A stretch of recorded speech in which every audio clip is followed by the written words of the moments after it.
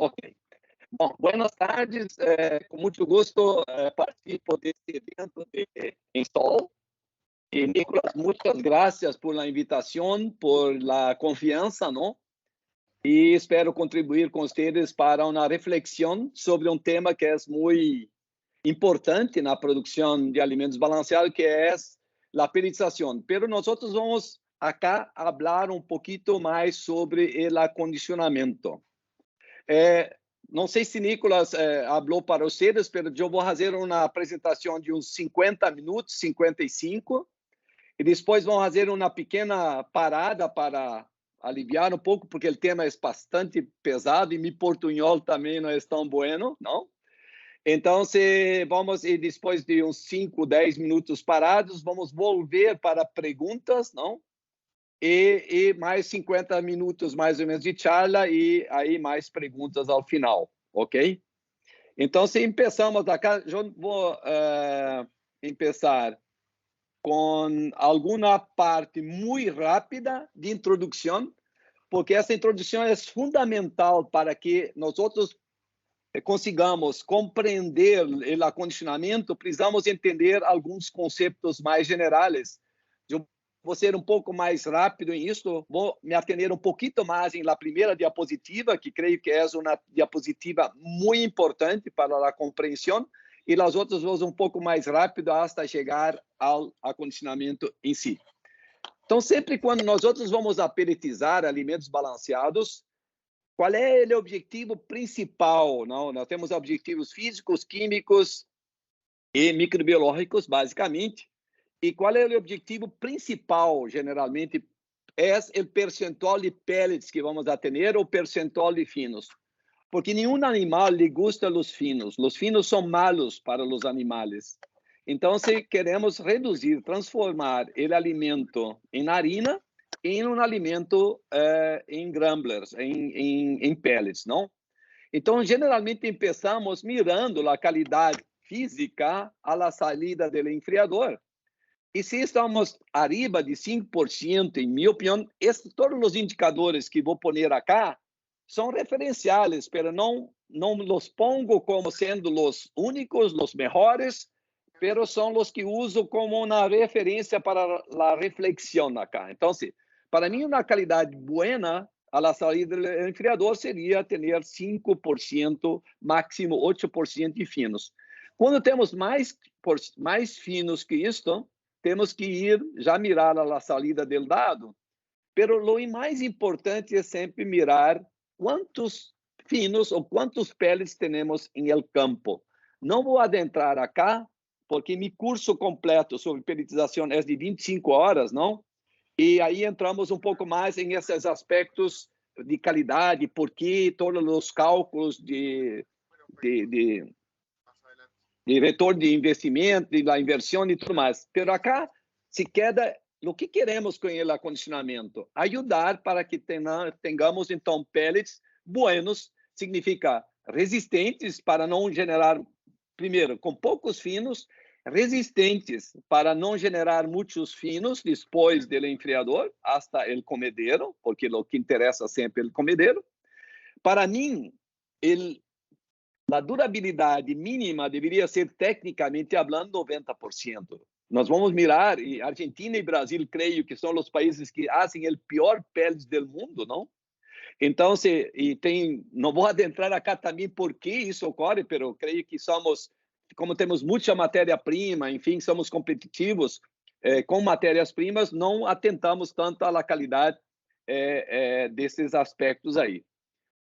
Quando nós temos, então, uma resistência muito forte, não, uma durabilidade muito forte, podemos ter pellets duros demais para os animais.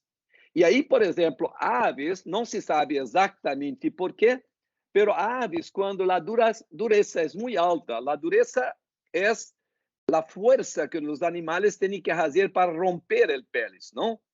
Então, se esse pellet está muito duro, as aves os rechazam. E os cerdos, como os pellets muito duros machucam, molestam o palato, a boca de los cerdos, começam a reduzir o consumo. E aí temos poucos trabalhos em relação a isso. Esses são os dados referenciais do professor Nir. Então, são dados aí, temos que cuidar, porque se temos muita durabilidade, podemos ter peles duras demais. Geralmente, esse risco de dureza empieza a partir de 90% de PDI. Também não vou entrar hoje, acá na discussão de qualidade. Sempre quando eu hablo em qualidade de peles acá, vou falar com o método do professor Pefos da Universidade de Kansas, não? Então, é um método específico que evalua a durabilidade. Há muitos equipos e diferentes equipos, pero acá estou sempre falando do método oficial da Universidade de Kansas, não? Que é o método do professor Pefos. E também, fisicamente, quando produzimos migalhas, quando trituramos o alimento, é muito importante ter uma qualidade dessas migalhas buenas para cada fase de los animais que vamos a migalhar. Para conseguir, temos um outro objetivo, então, um efeito esperado em lapidarização, que é melhorar a qualidade nutricional de las matérias-primas. Temos que pedir para cerrar os micrófonos, não? Para não ter interferência. Então, queremos também ter um alimento, melhorar o alimento bromatologicamente ou nutricionalmente. Para isso, nós precisamos gelatinizar o almidão. O almidão é um açúcar. Todo açúcar, quando é um açúcar, mas é complexo, mas é um açúcar. Os açúcares, quando nós acalentamos os açúcares, ele se ablanda, não? Então, esse açúcar, e quando ele se ablanda, e quando enfria, endurece. Então, esta característica do almidão, junto com a plastificação, o aplandamento, de todas as partículas orgânicas que temos na formulação, vamos generar, então, partículas ablandadas que vamos apertar em el agujero de la câmara, não?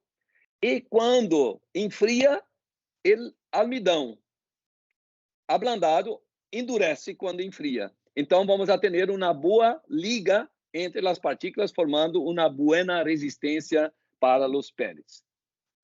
Também temos uma outra característica que vamos buscar em lapelização, ou extrusão, que seja expansão, que é formação de crietas em las paredes celulares.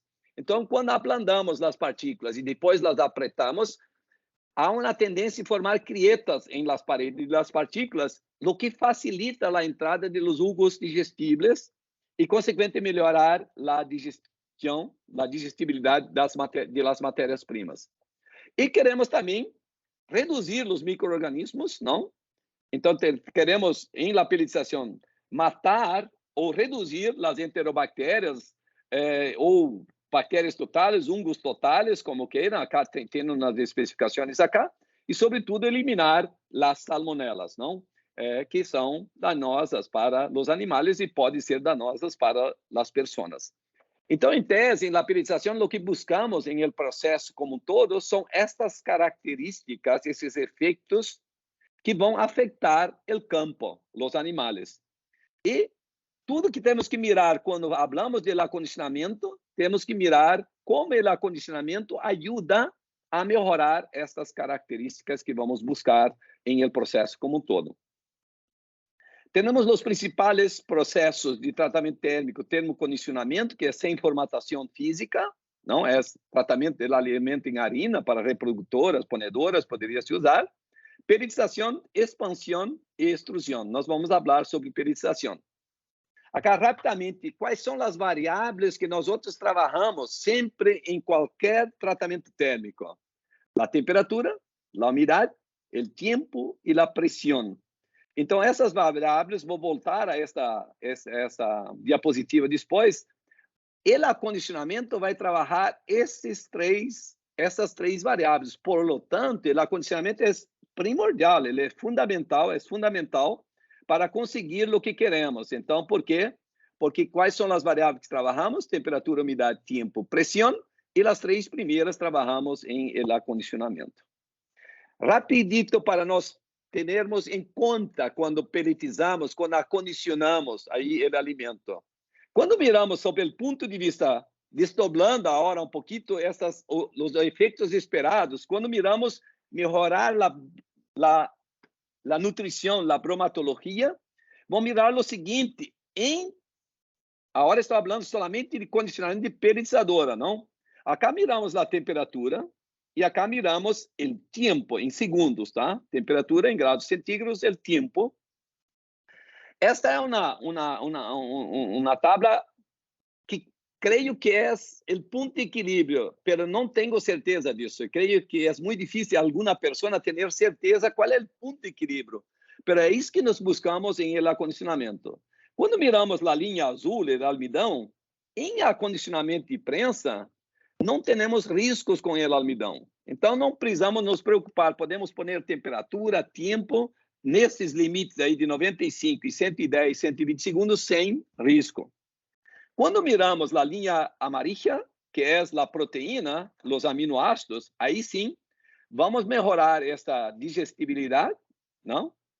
De la proteína, mas há momento em que, se apretamos demais a temperatura e o tempo, vamos desnaturar excessivamente as proteínas também. Então, há pequeno risco. Esses riscos são muito mais fortes em expansão e extrusão, mas acá há risco, mas não é muito grande.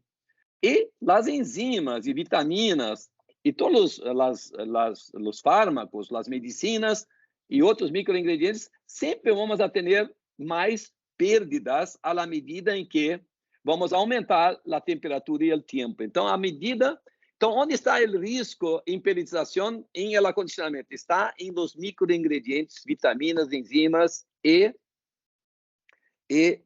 medicinas. Então, essa é a preocupação acá. Quando miramos agora, e solamente para falar, teoricamente, qual é a minha recomendação?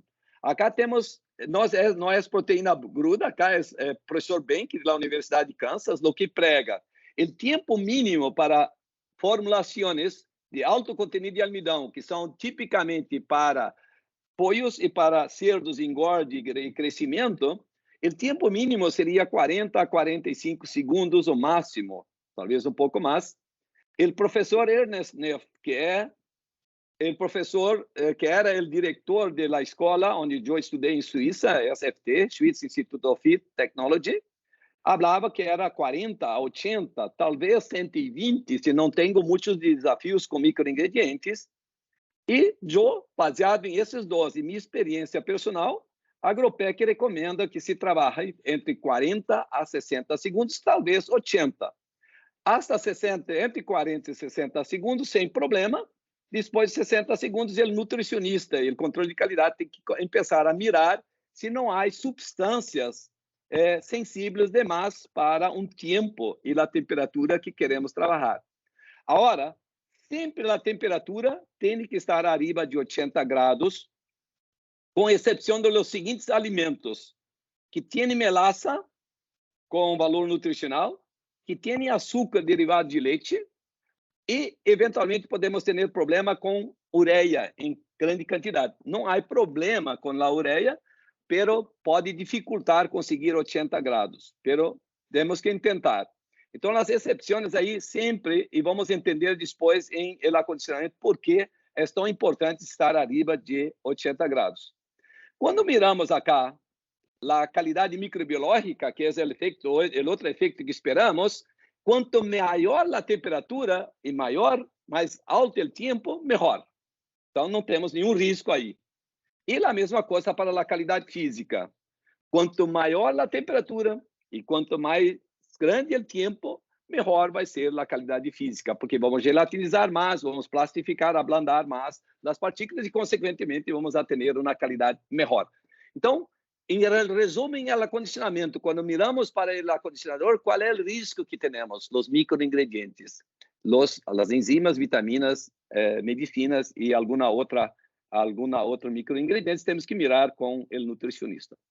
E aí temos que buscar o equilíbrio em isso aqui. Se, de um lado, usamos intensivamente demais essas variáveis, vamos a ter uma boa qualidade física, vamos ter uma boa qualidade microbiológica, pero vamos a ter risco nutricional. Por outro lado, se nós usamos pouco, pouco intensivamente essas variáveis, não vamos a ter riscos nutricionais, mas vamos a ter problemas de qualidade física, qualidade microbiológica e a ação sobre as paredes. Então, esse é o equilíbrio. Para mim, o equilíbrio está em essa diapositiva anterior, que seria de 40 a 60 segundos, e de 60 a 80 segundos, mirar um pouco os microingredientes que estamos usando em nossa formulação, e sempre arriba de 80 graus, com exceção melaça, valor nutricional, açúcar e derivado de leite, com exceções. Bem, agora vamos então mirar um pouco acá, com um pouco mais de espaço. O que precisamos fazer em el acondicionamento? Se miramos o acondicionador, o que precisamos fazer? Se miramos muitas partículas, milhares, milhões e milhões de partículas temos em el acondicionador, o que precisamos fazer? Acalentar, ablandar essas partículas, e queremos matar os micro-organismos. Então, precisamos, para isso, usamos a temperatura, usamos a umidade e usamos o tempo. Então, isto temos que, a hora depois, em acondicionamento, discutir como fazer isto de uma forma apropriada com os perigos e as vantagens e desvantagens que temos em cada uma. Además de que, em la câmara, também o acondicionamento é uma variável entre as 7 variáveis que afetam a câmara de prensagem. Uma delas é a temperatura, a umidade que vamos a poner aí em el acondicionador. Então, não vamos a tratar de câmara hoje em essa charla aí. Quando miramos essa foto, vou ser rápida, acá, porque vocês vão entender isto. Quando miramos em el acondicionador, o que podemos estar ocorrendo em cada um de vossos, de los acondicionadores de vocês? Podemos ter muito pouco impacto sobre temperatura e umidade sobre as partículas em seu condicionador. Podemos ter impacto intermédio ou podemos ter bastante. Isso vai depender da qualidade e dessas variáveis, como nós vamos trabalhar, que nós vamos mirar depois. Acá uma outra foto para explicar e para nós outros podermos compreender esta questão de acondicionamento. Essa é uma outra foto da Universidade de Kansas, onde mostra acá, se tem bom acondicionamento, as partículas se quedam mais rojas e tem uma puente de água muito forte. Tem uma puente de água muito forte. Quando tenho acondicionamento flaco, pouca temperatura, não consegui gelatinizar o almidão, que ocorre de 79 a 80 graus, o ponto de virada é nessa. Se não consigo fazer isso, vou ter puentes muito fracas e a resistência dos peles vai ser muito malo. Então, essa é a compreensão inicial para nos convencermos depois em acondicionamento que precisamos conseguir fazer isto, precisamos ir em essa direção e não nos quedar em essa direção, e geralmente essa direção é mais fácil operativamente. Então, os operadores, em geral, gostam de trabalhar em esta condição e não em esta, porque é muito mais difícil pelletizar acá do que acá. Acá, uma outra forma, SFT, Sweets Institute, não? E também está em esse livro acá, explica na outra forma a importância da umidade. Então, estou pensando em tentar mostrar que é muito importante não somente ter temperatura, que é fundamental, mas também ter muita umidade, sobretudo em formulações com alto conteúdo de almidão. Acá podemos mirar, segundo essa demonstração de SFT, duas partículas, uma partícula desse lado, outra partícula sacada daqui do pellets. A puente formada por la pressão mecânica, a taxa de compressão, em outras palavras, é muito mala. Consome muita energia e é muito flaca, se quebra muito fácil. Então, essa ponte é uma ponte hecha sem água, por pressão, por taxa de compressão, basicamente. Acá está demonstrando que a puente entre as duas partículas, com a umidade que está dentro das partículas, é muito mais forte já.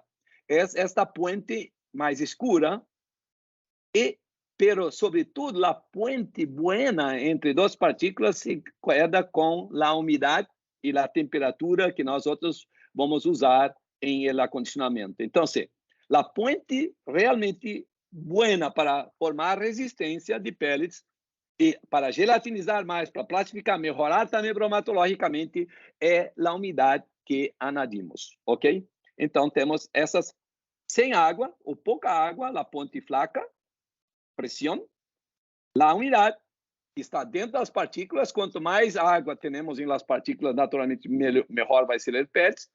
Pero, sobretudo, temos que manejar muito bem para ter muita água em el acondicionamento. E por quê?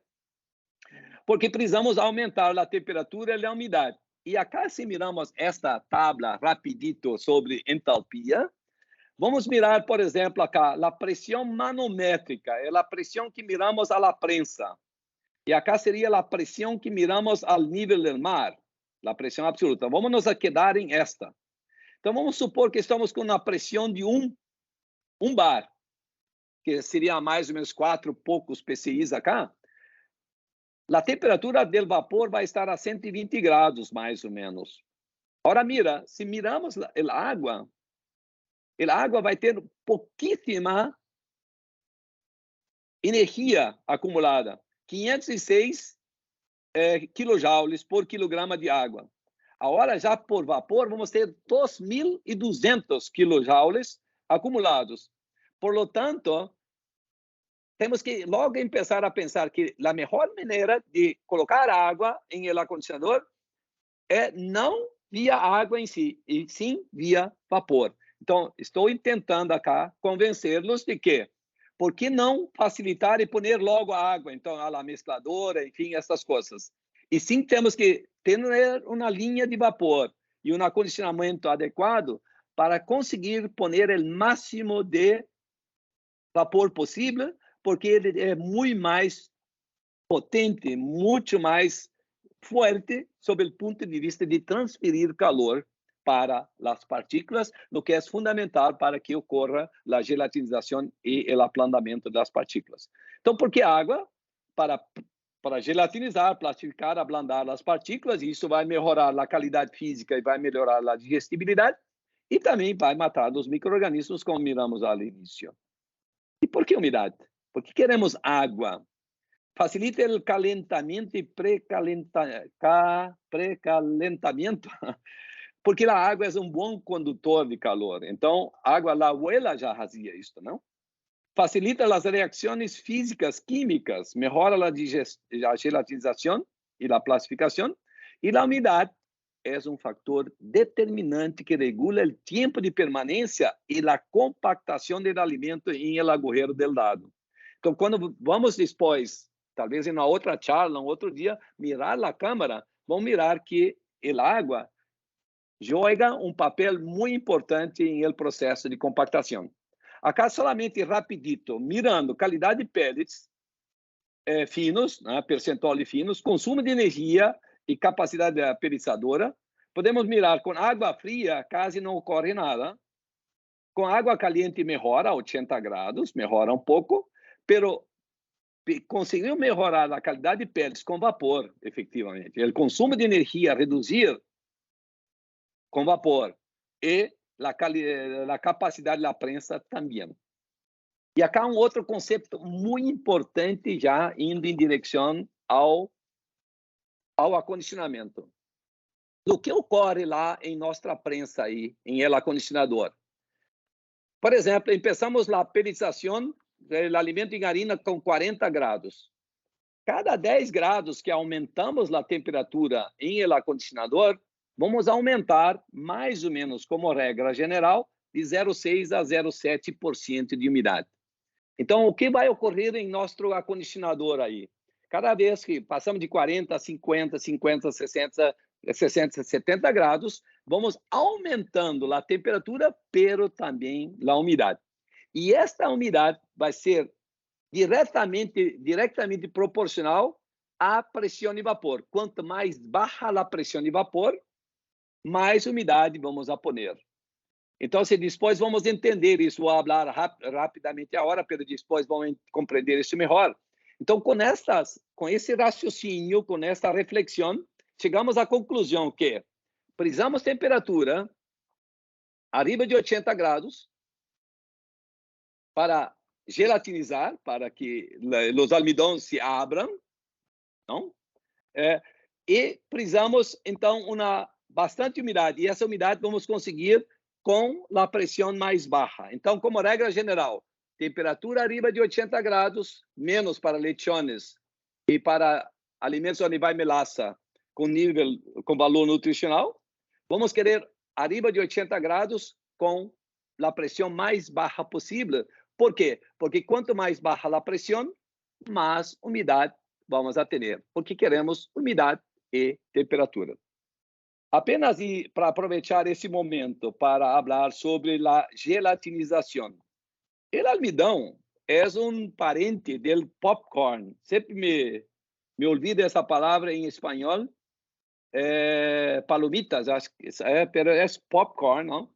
Então, quando fazemos o popcorn, à medida que vamos aumentando a temperatura, o que fazem os popcorns aí?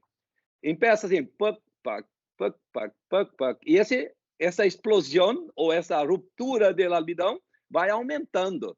Então, quando chegamos a 79 graus, vamos chegar assim, ó. Vamos indo até essa 79. Pop, pop, pop, pop, pop. Quando chega a 79, pop, pop, pop, pop, e explodamos montão o almidão. Então, quando miramos para o acondicionador, se pudéssemos mirar o que ocorre aí, quando passamos de 80 graus, de 79 para 80, vamos abrir montão os almidones e sem passar dessa temperatura não conseguimos. E quanto mais água, mais almidones vamos abrir e melhor vai ser nossa qualidade de peles. Rapidito falar sobre formulação acá. Então, essa também é um quadro de Kansas, não? Podemos mirar que a formulação tem um impacto muito forte sobre a pelização. E, por lo tanto, quando compramos uma prensa ou quando montamos o projeto de uma prensa, é muito importante mirar a fórmula que queremos pelletizar, porque cada fórmula necessita uma linha de prensa diferente ou adaptada para isto. Em Brasil, para vocês terem uma ideia, 99% das linhas de prensa são estruturadas para fazer alimentos para pochos e não para ganado ou para lechones, enfim. E aí temos um montão de desafios porque a formulação é muito importante e isso tem que ser considerado quando fazemos o projeto de la linha para contemplar isso. A preparação rapidito aqui para falar, sabe? Preparação basicamente é o que? Retirar as impurezas, polvo e etc., retirar os huesos, porque os huesos entopem os agujeros del dado, os huesos grossos, e sacar os hierros também, os metais, porque vão dañar o dado e os rodichos. E quanto mais grosso é a granulometria, então também a preparação tem a ver com granulometria, quanto mais grosso temos as partículas que vamos a condicionar, mais tempo vamos a necessitar. Então, quando eu estava falando 40 mínimo, para mim 40 segundos mínimo seria para 500 micrões, para 500 micras, que seria para cerdos, por exemplo. Agora, quando vamos para pollos, creio que precisamos trabalhar por lo menos 60 segundos ou mais, até 80 segundos. Por quê? Porque as partículas são mais grossas e não conseguimos adentrar com o vapor e ablandar suficientemente, e alcançar suficientemente essas partículas para fazer peles de qualidade e também para fazer uma boa mudança bromatológica. Então, temos basicamente 6 fórmulas ou 5 para pelletizar. Por lo que compreendi, a maioria de vocês trabalham com pollos, então que eu vou abordar sobretudo esse tipo de formulação, que é para pollos e para pochos e para cerdos, crescimento e engorda. Temos alto contenido de cinzas minerais, que seriam reprodutoras e postura ponedoras, né?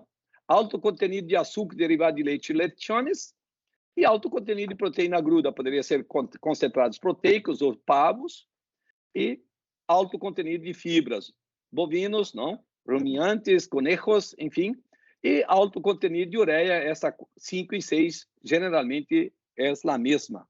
Pero ureia sempre o problema começa quando temos mais que 2% generalmente de inclusão, que dificulta conseguir a temperatura que queremos. Pero temos que tentar sempre estar arriba, menos em essas fórmulas acá. Acá não podemos alto contenido de açúcar e derivado de leite e melaço com valor nutricional.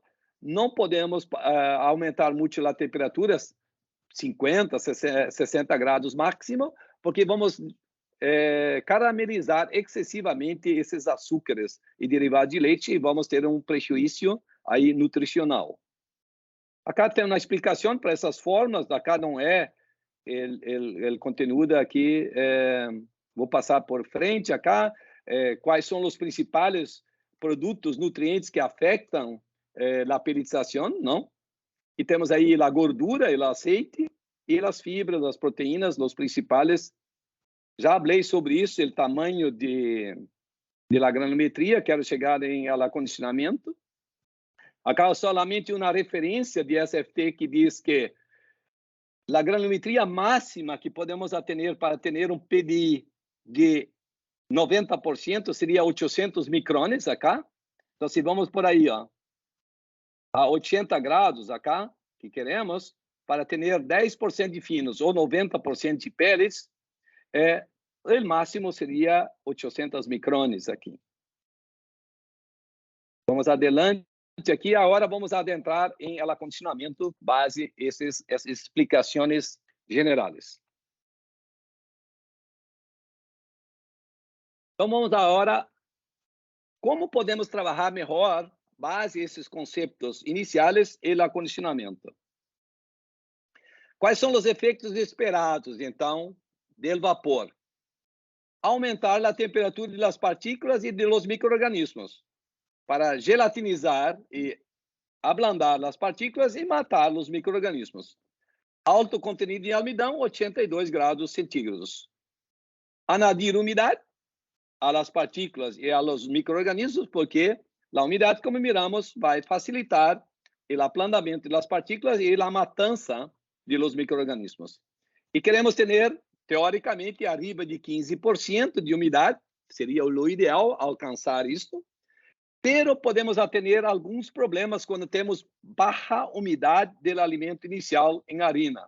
Depois vai se quedar mais claro em la segunda parte de la apresentação, pero generalmente termodinamicamente baseado que a cada 10 graus centígrados que aumentamos o acondicionamento e anadimos a cada 10 graus centígrados 0,6 a 0,8% de umidade, podemos buscar anadir via vapor por lo menos 3% de umidade em el acondicionador. É isso que temos que buscar.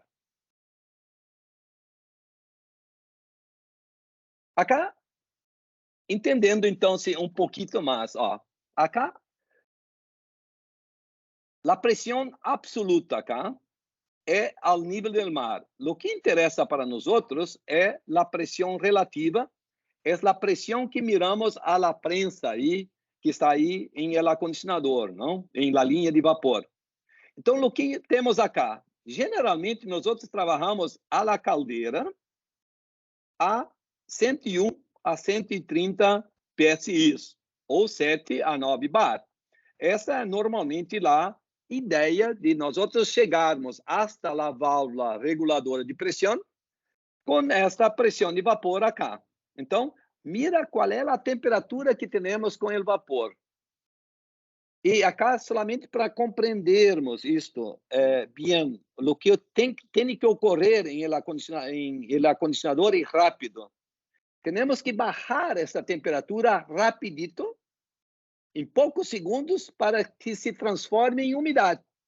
Porque é o que queremos? Queremos aumentar, transferir essa temperatura do vapor para as partículas, mas também transformar esta umidade evaporada para uma umidade líquida, não?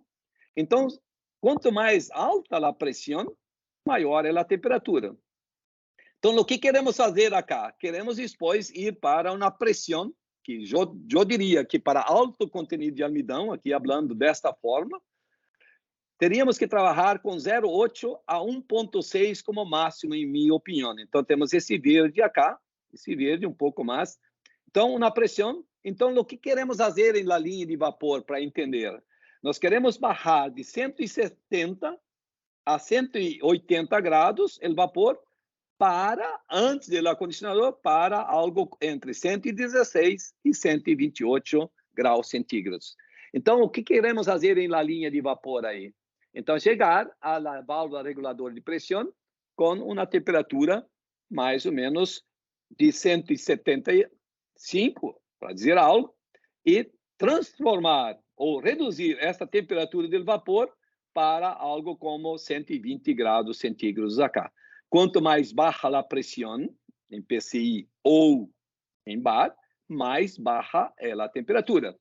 Consequentemente, quando miramos o acondicionador, se queremos uma temperatura arriba de 80 graus, 82 de preferência, então, se à medida que vou baixar a pressão, quanto mais baixa a pressão, mais vapor necessito para alcançar a temperatura de 80 graus à saída do acondicionador.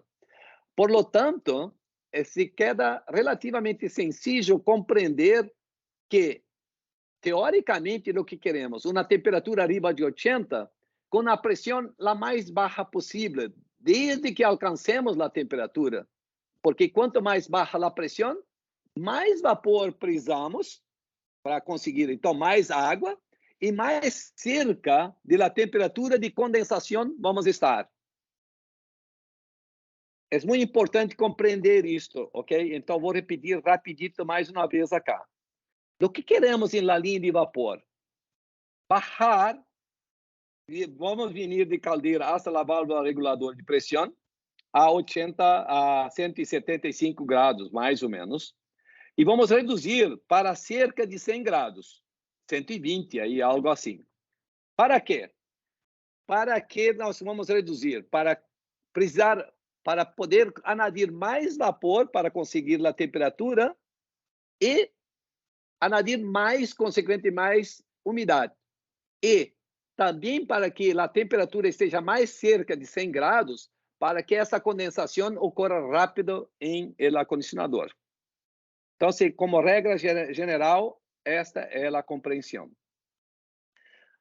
Regras generais, então, acá para as formas, as diferentes. Solamente nós vamos nos quedar acá com formas alto contenido de almidão. E para essas formas, o ideal, maior que 80, 82 ou 85. Fórmulas específicas, alto contenido de açúcar derivado de leite, alto contenido de melaça com valor nutricional, temos que baixar a temperatura de acondicionamento, porque senão vamos caramelizar e vamos excessivamente, esses açúcares vão perder valor nutricional. A umidade, regra geral, para alto contenido de almidão, maior de 15 ou anadir por lo menos 3%. E formas específicas, essas acá arriba, não, pouca umidade. E tempo, regra geral, para alto contenido de almidão, 40 a 80 segundos, e outras formas, 20 a 25 segundos. Bem, agora entendendo um pouquinho mais o vapor aí. Então, quando entramos em la caldeira, vamos a ter água comprimida.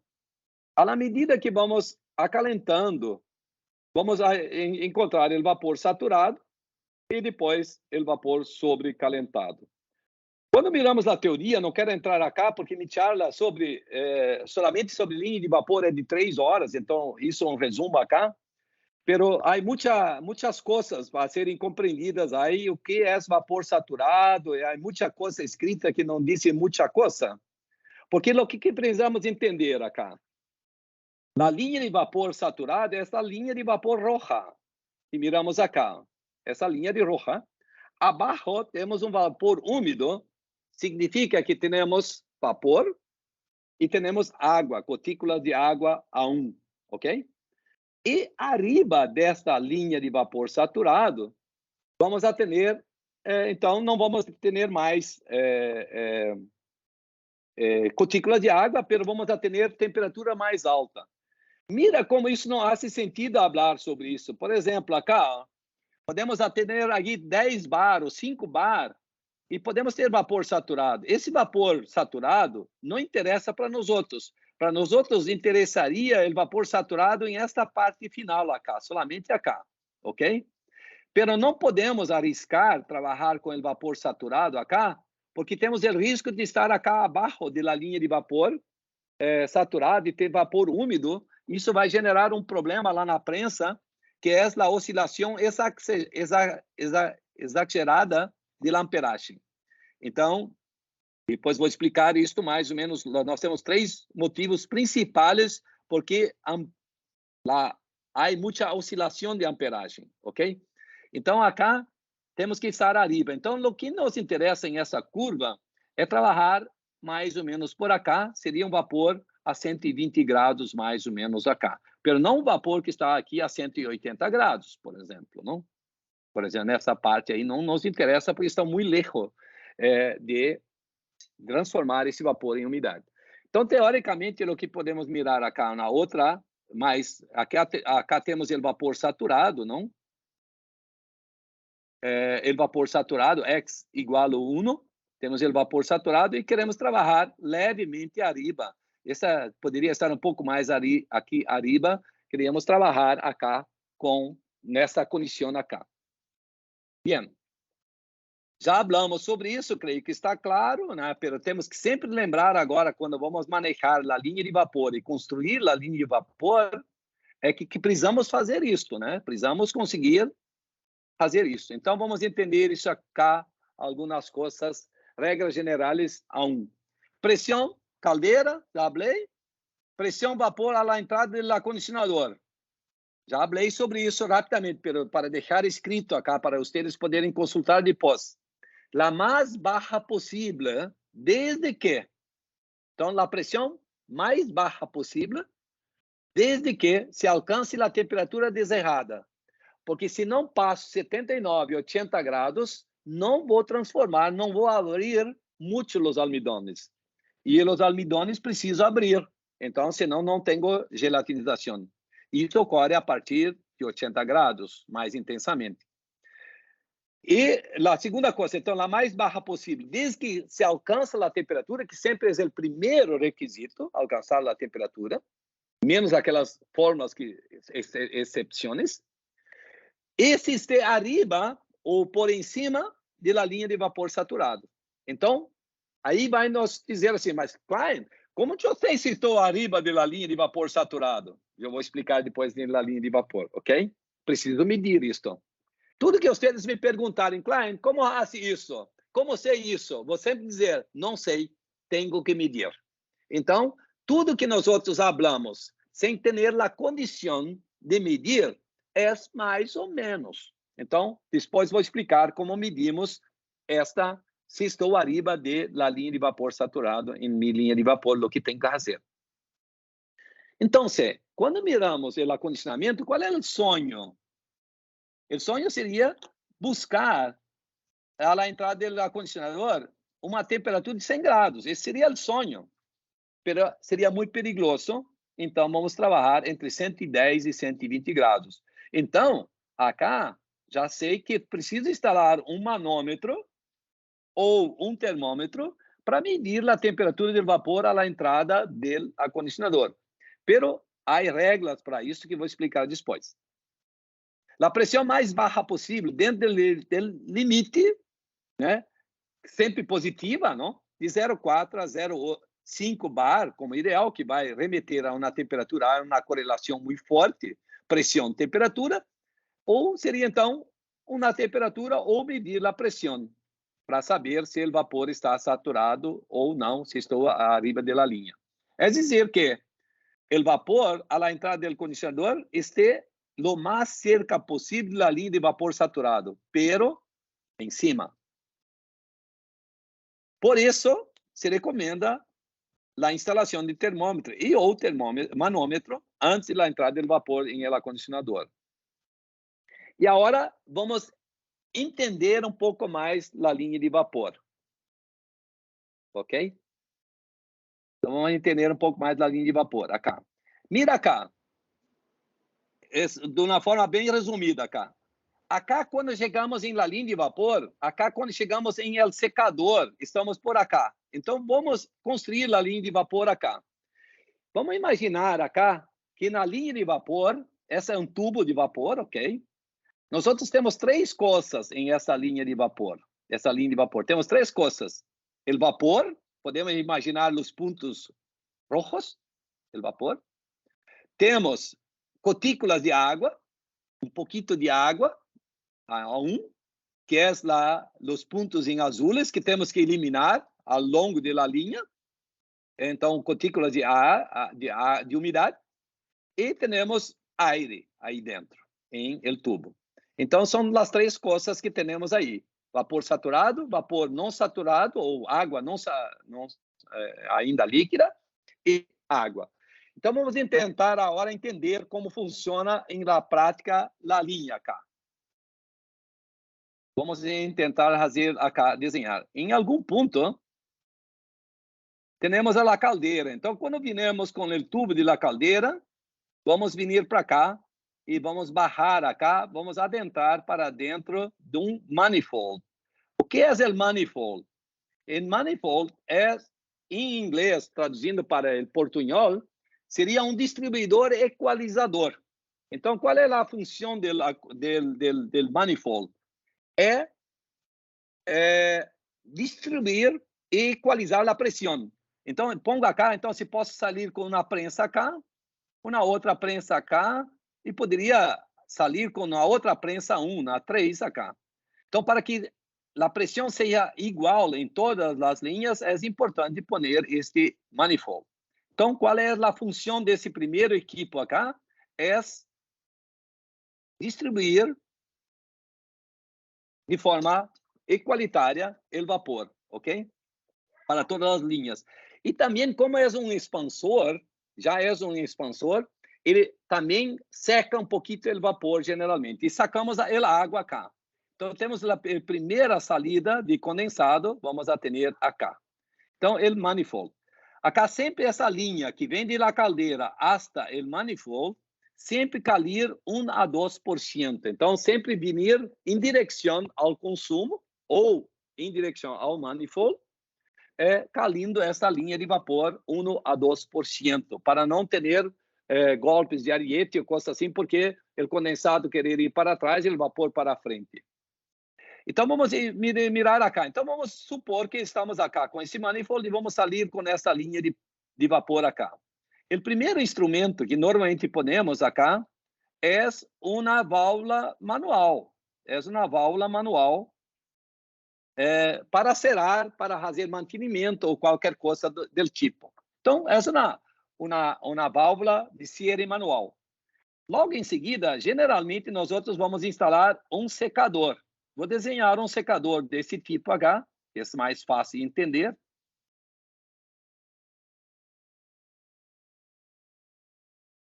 E podemos imaginar acá, vamos sacar mais umidade, ok?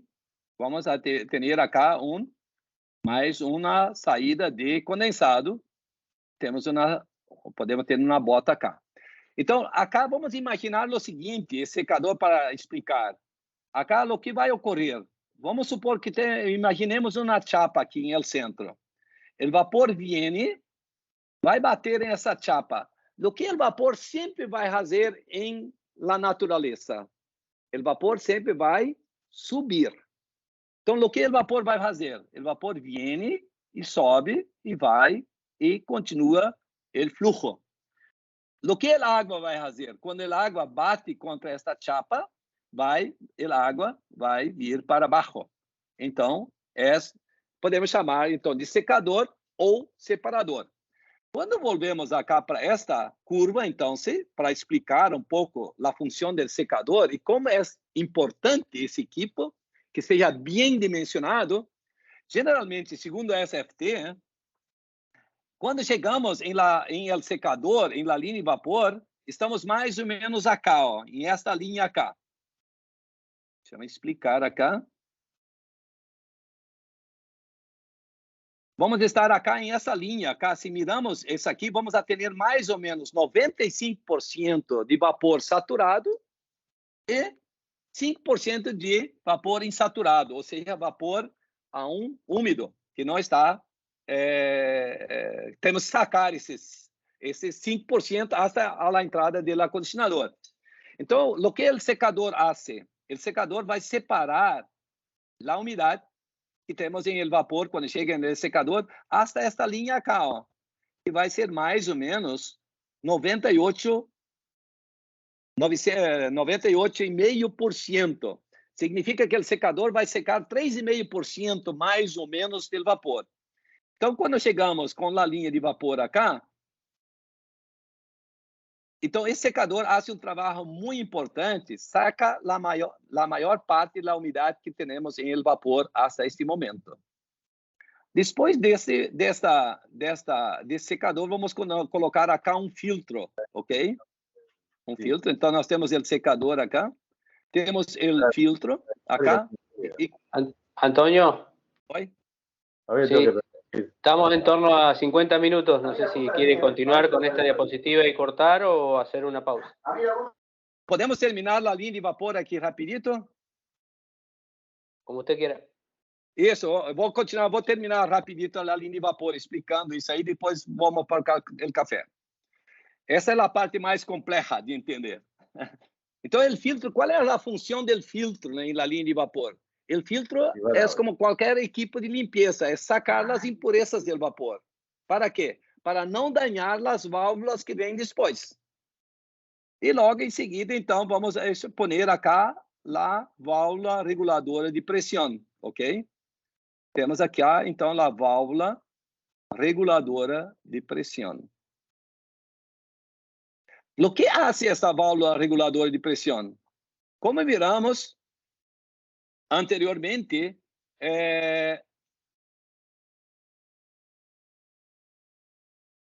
o objetivo da válvula reguladora de pressão é reduzir em primeiro momento a pressão.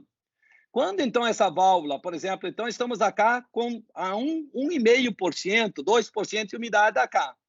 E a linha de vapor saturado é essa curva amarelinha, essa amarilla acá. Então, quando barramos a pressão de vapor, o que ocorre na linha acá?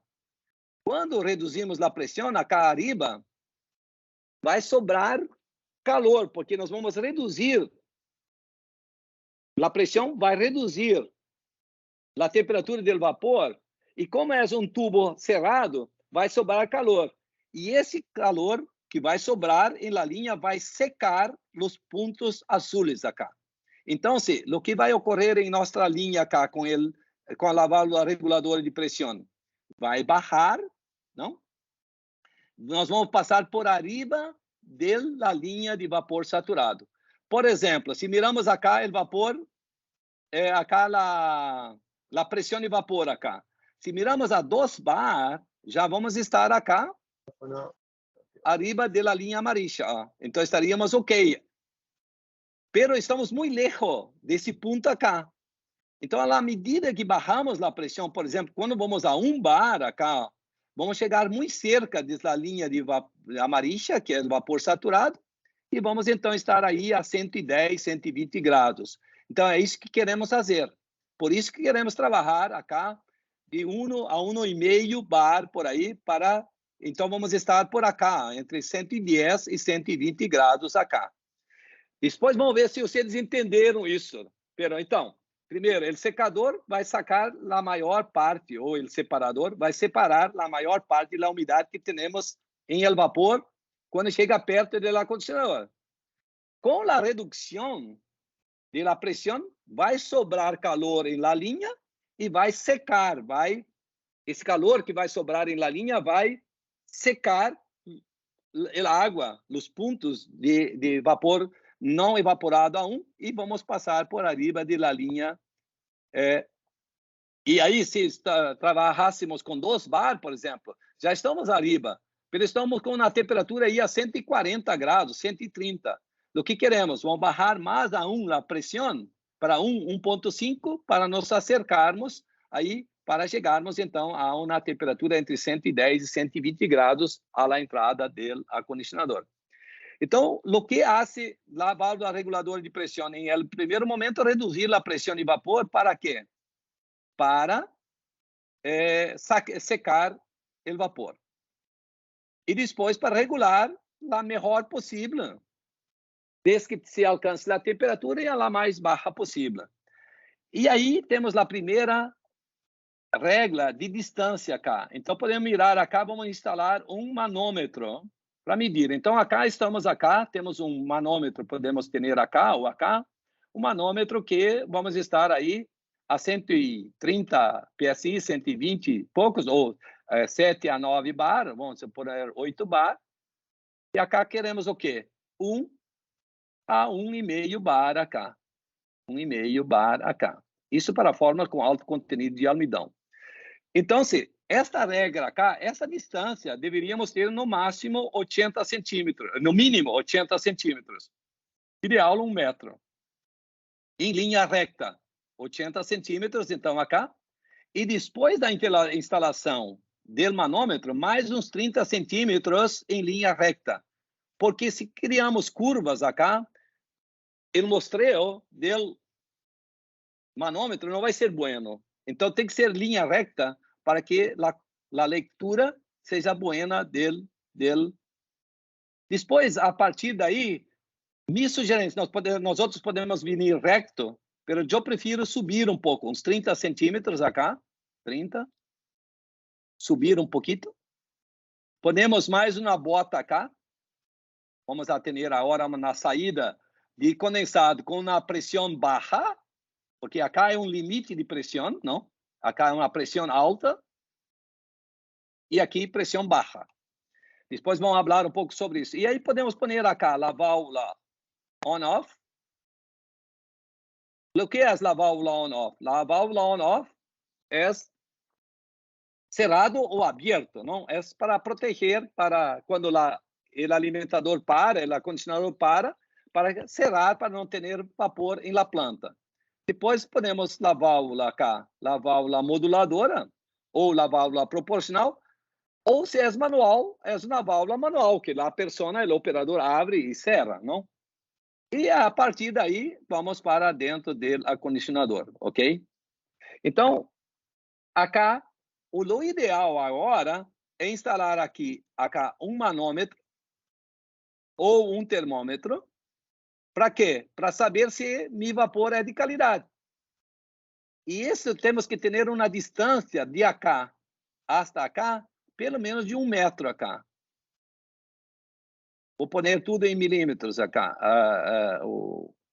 centímetros acá. Então, 100 centímetros ou 1 metro, porque senão vai afetar a leitura acá. E o que queremos acá? Entre 110 e 120 graus centígrados. Então, como sei se meu vapor é de qualidade? Medindo acá. Ok? E uma outra coisa que queremos acá, uma outra forma de medir se o vapor é de qualidade, é se temos acá uma bota, se abrimos acá esse vapor acá,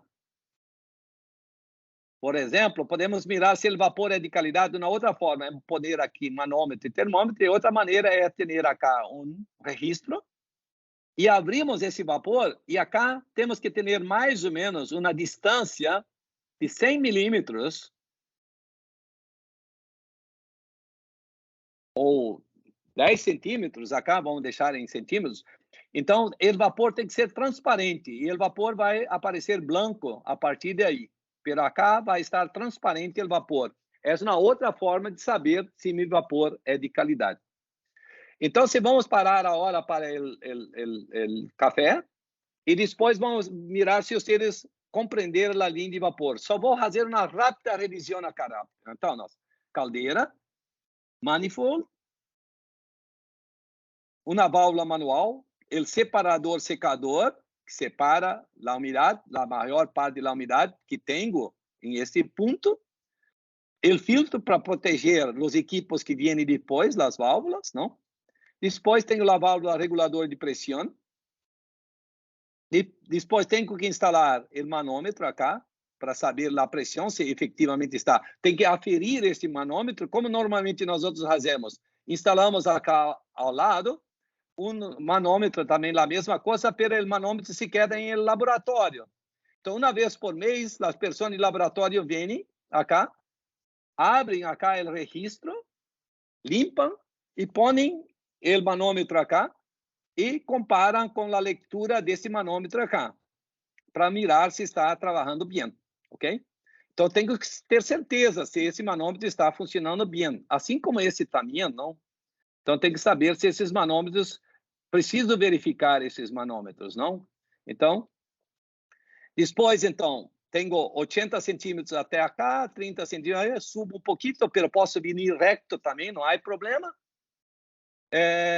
Aí temos lá on-off acá, on-off, e temos lá válvula proporcional ou moduladora que regula a quantidade de vapor, que faz sempre manter a temperatura que você setear acá à frente. Então, se agora, só para terminar acá a linha de vapor, podemos mirar acá umas questões de distância. Então, temos 80 centímetros acá, 30 acá, 30 acá, 30 acá, mais ou menos. Isso pode estar muito cerca. Esses equipos também podem estar muito cerca. Todos esses equipos podem estar muito cerca um dos outros. Temos na distância acá de 80 centímetros e acá 30 e acá na distância de 1 metro, ok? E agora, o ideal seria também nunca essa distância de acá, do primeiro instrumento hasta o último. O ideal seria não ter mais que 5 metros, segundo a SFT. Então, o ideal seria esses instrumentos estar tudo muito cerca um do outro, 5 metros como máximo acá. Então, temos essa distância, quanto mais cercando, respeitando algumas distâncias mínimas, melhor. E vamos mirar outras coisas acá. Uma coisa importante acá, para falar sobre a linha de vapor, é que podemos mirar acá, então temos o retorno de condensado acá. Temos acá, então, um retorno de condensado, e esse retorno de condensado volve para a caldeira, geralmente, ok? Vai para, volta acá. E temos acá uma outra de alta, se pode pôr acá esse vapor com pressão.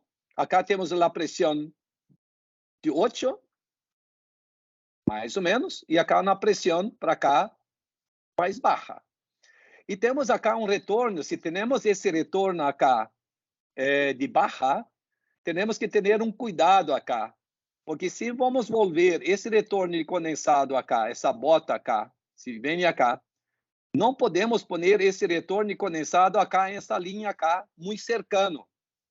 Porque, como miramos acá, temos 8 bar acá, essa pressão pode fazer com que esse vapor de alta pressão volva para dentro do acondicionador. E aí podemos ter problemas de oscilação de amperagem muito alta. Vou volver a esse tema de oscilação de amperagem logo em seguida. Mas dos motivos que podemos ter alta oscilação de amperagem, mais que 40 amperes, por exemplo, é porque pode esse retorno de condensado de baixa acá. Se instalamos acá, conectamos acá, direto acá, podemos ter. Então, temos que mirar essa linha de vapor de baixa, tem que vir pelo menos uns 15, 20 metros adelante para ir com esse condensado de alta pressão, para não ter o risco de esse condensado ser empurrado, não sei como se diz em espanhol isso, mas para que não retorna e haga com que o condensado volva para o acondicionador e aí vamos a ter uma oscilação de amperagem muito alta, ok? Então temos que ter esse cuidado acá com essa coisa. Então creio que mais ou menos a linha de vapor é isto, só mais alguns detalhes em relação à linha de vapor, então. Então temos acá uma linha de vapor mais ou menos desenhada, temos a caldeira, viemos para cá, é o que fizemos aí. A válvula manual, o separador, o secador, o filtro, temos a válvula acá de reguladora de pressão, acá a distância, depois subimos e podemos vir reto acá. Então, é a mesma coisa, solamente para reforçar o desenho anterior. Acá, normalmente, nos países, em Brasil, nós outros sempre falamos com vapor, capacidade de caldeira em quilogramas de vapor hora. Pero muitos países na América Latina usam cavalo caldeira. Então, acá, por isso, pus acá para vocês, solamente como é a transformação. Se por acaso alguém trabalha com cavalos caldeira, como faz a transformação, porque minha charla é em quilogramas por hora de vapor. Então, como se faz a conversão para cavalos vapor, para poder comparar, como vocês lo miram, com o que eu apresentei acá. E aí temos uma outra coisa, que é o cálculo de la tuberia, ok? Que é muito importante. Então, a tuberia, acá, quando nós miramos acá essa tuberia, nunca pode reduzir. Então, essa é uma regra geral de linha de vapor. A partir do manifold, à medida que reduzimos a pressão de vapor, temos que aumentar a tuberia. E como se calcula isso? Eu vou enviar logo depois da charla para Nicolas essa tabela que vou apresentar acá. Então, como se calcula a linha de vapor, a tuberia? Acá está a forma e eu la pus acá em Excel. Então, se, por exemplo, acá vou enviar depois para Nicolas essa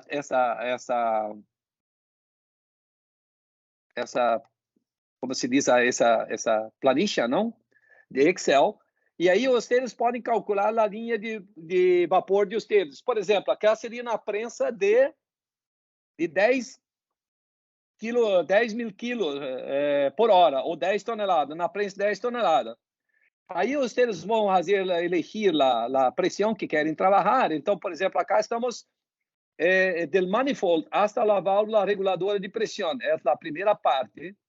E podemos mirar, por exemplo, uma prensa de 10 toneladas ou 10 mil quilos, calculando um consumo de vapor de 4,5, 3, mais perdas de 1,5 e uso de vapor para outras coisas, de 1,5%, 3% añadido, 3% e pouquito, 4,5, se pode cambiar esse número dos amarillos. E aí vamos mirar, por exemplo, a 10 toneladas na caldeira, trabalhando a 8 bar, acá, precisaria um tubo entre o manifold hasta a válvula reguladora de pressão e 1,5 polegada, ou 37 milímetros, ou 1,5 polegada, ok? Depois da válvula reguladora de pressão, hasta 1 metro, hasta a válvula moduladora. Depois, minha recomendação é aumentar 1 polegada. Pero aí temos uma outra dimensão do tubo. E aí nós teríamos acá, tipo assim, ó, se queremos trabalhar com a pressão de 1,2, precisaríamos 73 milímetros, acá, o diâmetro em milímetros, ou mais ou menos 2,85 polegadas, acá em polegadas. Ou seja, uma tuberia de 2,5 a 3 polegadas seria, então, esse dimensionamento da tuberia. Então, hasta a válvula reguladora de pressão, 1,5 polegada, e depois, pelos cálculos acá, 2,5 a 3 polegadas. Essa seria a tuberia ideal para esta prensa acá. Vocês depois, eu vou enviar para Nicolas, e Nicolas pode compartilhar com vocês. Por exemplo, se a prensa de vocês hace 20 toneladas, vou poner acá 20 mil quilos acá. Então, vocês podem mirar acá, caminhou acá as polegadas. Ó. Então, acá teria que ter por menos 2 polegadas, tá? 2,25 acá, para uma prensa de 20.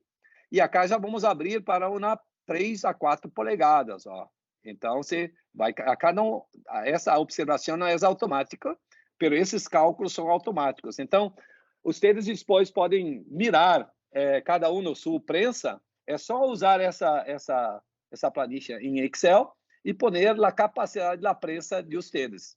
E acá está a velocidade do vapor, a velocidade pode variar entre 20 e 30 metros por segundo para a linha de vapor, que eu pus lamentar. Mas poderíamos mudar acá para 20, não há problema nenhum, ou para 30, aí muda também.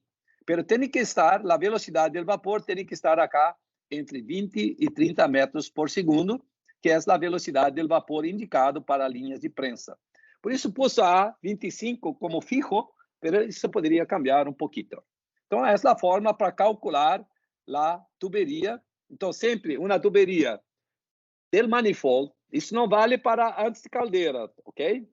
Do manifold hasta a válvula reguladora de pressão e depois de la válvula reguladora de pressão hasta a entrada do acondicionador, pero sempre recomendo ampliar mais 1 polegada a la entrada, porque quando abrimos o tubo a la entrada do acondicionador, se é possível, vamos quase como reduzir a pressão, porque vamos abrir mais o tubo, aumentar o tubo, reduzimos a pressão logo à entrada do acondicionador e, consequentemente, vamos a ter bajar um pouco mais a temperatura e também não vamos generar tanta turbulência do vapor à entrada do acondicionador. Então, essa plantagem eu vou enviar depois para Nicolas, ok? E Nicolas pode compartilhar com vocês essa planilha para calcular essas tuberias, essas linhas de vapor de vocês. Para conferir como está a linha de vocês, se está ok. Há considerações finais sobre linhas de vapor, resumo, então. Nunca descender, nunca bajar. O vapor naturalmente quer subir e, consequentemente, uma boa linha de vapor, o vapor nunca baja, a não ser caldeira para manifold. É a única bajada que nós damos em linha de vapor, como ideal. O resto, sempre subir, porque o vapor quer subir. E quando fazemos uma curva para subir, o ideal é sempre pôr uma bota para recolher o condensado. As inclinações sempre fazer inclinações na linha de vapor em direção ao consumo, ou seja, em direção ao acondicionador, de 1 a 2%. Então, uma pequena inclinação em direção ao desplazamento normal do vapor. Instalar sistema de purga por lo menos a cada 30 metros, isso vale desde a caldeira hasta o manifold, não? Que o manifold, como miramos, o ideal é estar cerca de la prensa, não? Ou de las prensas. Sempre quando a linha sobe, o ideal é colocar uma purga, uma bota. O ideal é não soltar as purgas, depois de la válvula reguladora de pressão e a mesma linha de purga de antes da válvula reguladora de pressão, pois isto leva a risco de retornar o condensado à linha, ou seja, para dentro do acondicionador, causando alta oscilação de amperagem. Evitar curvas, porque curvas sempre vão generar turbulência e ciclones, e isso não é bueno, vai generar mais umidade. E sempre, quando queremos aumentar ou reduzir, de preferência sempre a parte de baixo, sempre deixar recto a parte de baixo e sempre cambiar a parte de arriba. Então, se queremos bajar, bajamos na parte de arriba. Se queremos ampliar, vamos ampliar a parte de arriba e deixar a parte de baixo, idealmente sempre recto. E a sugerência é instalar 1 metro antes do acondicionador e sempre também instalar, um sistema para poder fazer a verificação se o manômetro e o termômetro funcionam bem. Então, posso ter instalado acá e uma espera acá para pôr o manômetro ou termômetro de laboratório. Então, abro acá, limpo esta parte, conecto o manômetro acá para fazer a verificação desse que está instalado em la linha. Acá para saber se o teste de la linha de vapor se está ok. Então, acá, como expliquei antes, quando abrimos isso acá, a purga, o vapor tem que estar transparente por lo menos uns 100 milímetros, não? Uns 10 centímetros, o vapor tem que estar transparente, não se mira o vapor, não pode sair branco e também não pode sair muita água, não? Então, É uma outra forma. Ou poder acá o termômetro, ou testar acá se o vapor é de qualidade. Acá na linha instalada, então temos acá o separador, acá à frente está o filtro em essa linha. Acá temos ela on-off, se pode instalar acá, tá aí para proteger também a válvula reguladora.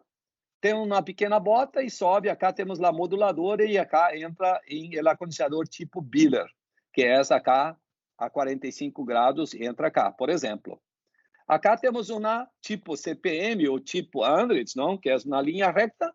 Então, é uma linha completamente recta. Então, temos o manômetro, aliás, o secador, o filtro, aqui lá on-off, depois lá reguladora e depois lá moduladora acá à frente e entra recto em el acondicionador.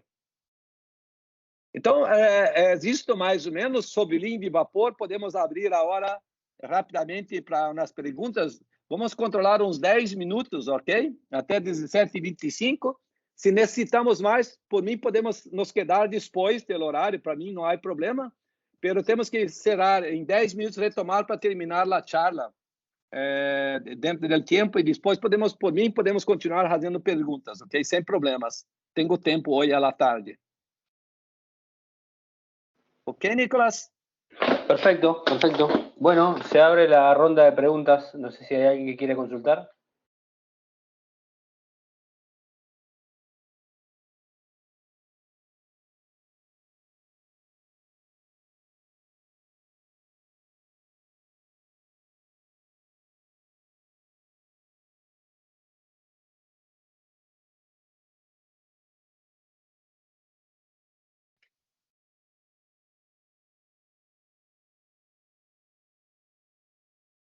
Parece que no hay consultas. Ahí alguien levantó la mano. Todo. Ahí Alejandro quiere hacer una consulta. Adelante, Alejandro. ¿Cómo anda, Antonio? Tanto tiempo, un gusto saludarlo. No sé si me recuerda. Ahí se cortó. ¿Perdona? ¿Ahí me está escuchando? Ahora escucho.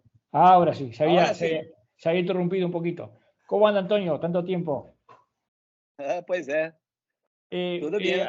Antonio, mire, una preguntita. No sé. Usted habló de oscilación de amperaje de acuerdo a la calidad de vapor que entra al acondicionador. Que como síntoma de la calidad de vapor hay una oscilación del amperaje de la prensa. ¿Qué porcentaje usted considera normal de oscilación de amperaje? Nosotros estamos registrando amperaje online del equipo y a través de Grafana y vemos esa oscilación que no sabemos bien interpretarla si está dentro de los parámetros normales o no. Y uno de los síntomas que usted mencionaba era la calidad de vapor. Sim, para mim, porque temos prensas, incluso tenho algumas em la charla completa, por exemplo, tem prensas que oscilam muito pouco, não? Pero há umas que oscilam muito. E para mim, o parâmetro máximo seria 40 amperes.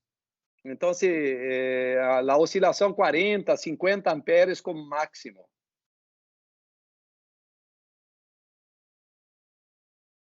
Perfecto. Então, como se hace a prova? Geralmente eu hago. Eu só me pongo de frente da prensa ali, se é manual, e miro durante 1 minuto, 1 minuto e meio, e vou anotando. Miro o painel e miro qual é a amperagem. Vou anotando. Mais umas 25 muestras, anotações de amperagem, e pongo depois em uma tabla para mirar isto. Depois, se temos tempo, vou mostrar uns exemplos, posso mostrar uns exemplos que tenho aí, como lo hago em la prática.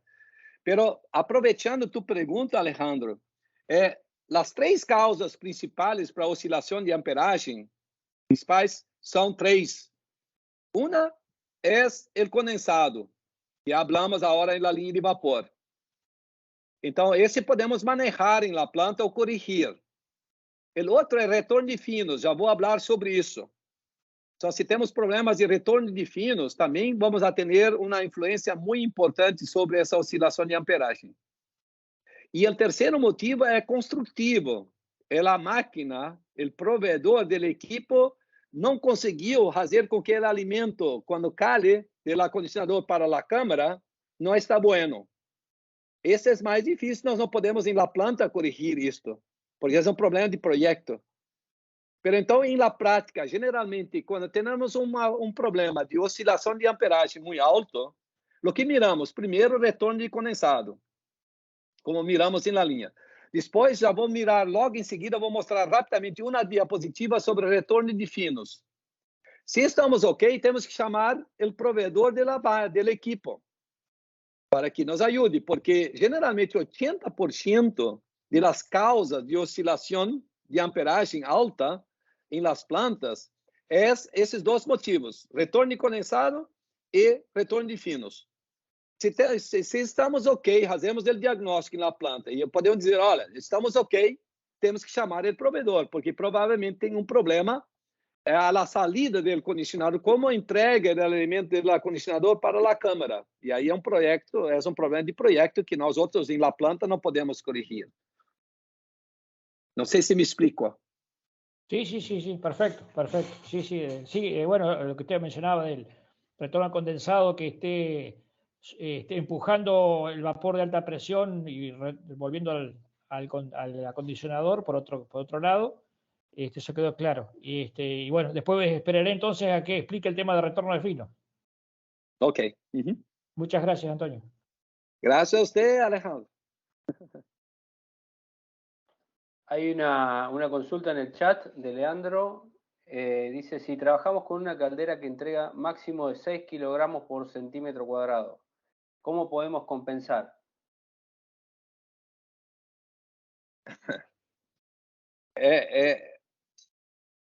Não posso dizer que não é possível trabalhar com 6 quilos de pressão à la caldeira. Pero uma coisa que teríamos que mirar se problema que podemos atender, primeiro são mermas ou perdas de vapor, que quando trabalhamos com pressão muito baixa à caldeira, e se a distância é muito lejana, vamos a ter mais perdas de vapor e vamos condensar mais em essa linha. Então, se não temos problema com oscilação de amperagem alta, diria que não precisa se preocupar.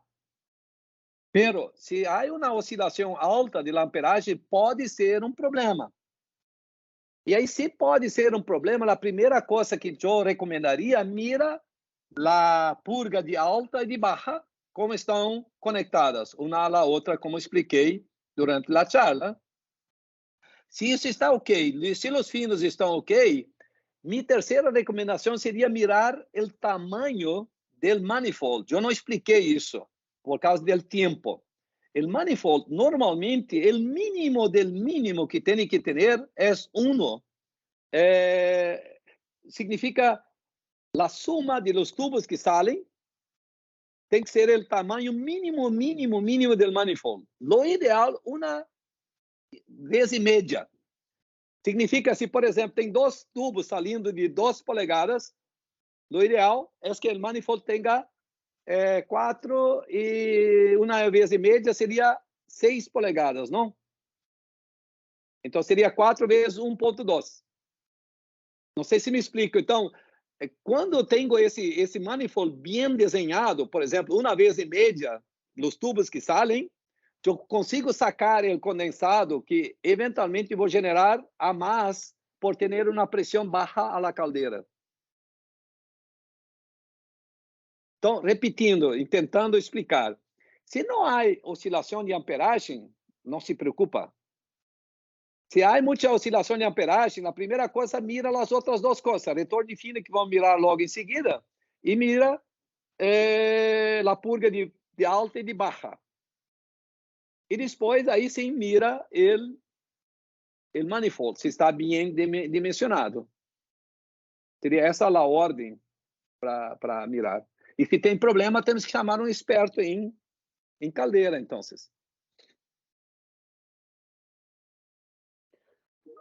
Antonio, yo le hago una consulta respecto al deterioro de micronutrientes, vitaminas o aditivos funcionales en función de la temperatura, el tiempo de acondicionado que usted mencionaba. la línea es descendente, o sea, el deterioro es desde el principio al fin y hay un tiempo máximo que usted proponía de 60 a 80 segundos, ¿no? ¿Qué pasa si el acondicionamiento, por distintos motivos, el que sea, el productor, la planta de alimentos tiene que extender este tiempo y si hay tiene algún ensayo o tiene alguna referencia de cómo se deterioran las vitaminas, por ejemplo, superando este periodo? ¿Cuán nocivo puede ser, ¿no? Sobre todo para las etapas iniciales? Se miramos, por exemplo, miramos buenos provedores de vitaminas, todos eles têm trabalhos científicos que vão dar uma recomendação de tempo e temperatura para suas vitaminas e enzimas. Então, o que tem que fazer o nutricionista ou o controle de qualidade de cada empresa? A primeira coisa, se precisa um tempo mais largo, por exemplo, para melhorar a microbiologia, por exemplo. Então, o que tenho que fazer? Mirar as especificações de los provedores. Então, por exemplo, temos trabalhos muito buenos, por exemplo, DCM, de Adiceu e outras, não? Pero, às vezes, temos uns provedores que não são tão buenos e não tem tanta informação sobre isso. Pero aí temos que chamar esses provedores. Então, o que temos que saber que o tempo que vamos a ter e a temperatura que seja compatível com as vitaminas e enzimas que estamos utilizando. E temos que mirar os trabalhos científicos que têm. Então, essas empresas fazem provas em vida, geralmente em laboratório, dependendo do tipo de princípio ativo que é, e dão na referência. Olha, você pode trabalhar até 85 graus a 60 segundos sem problemas.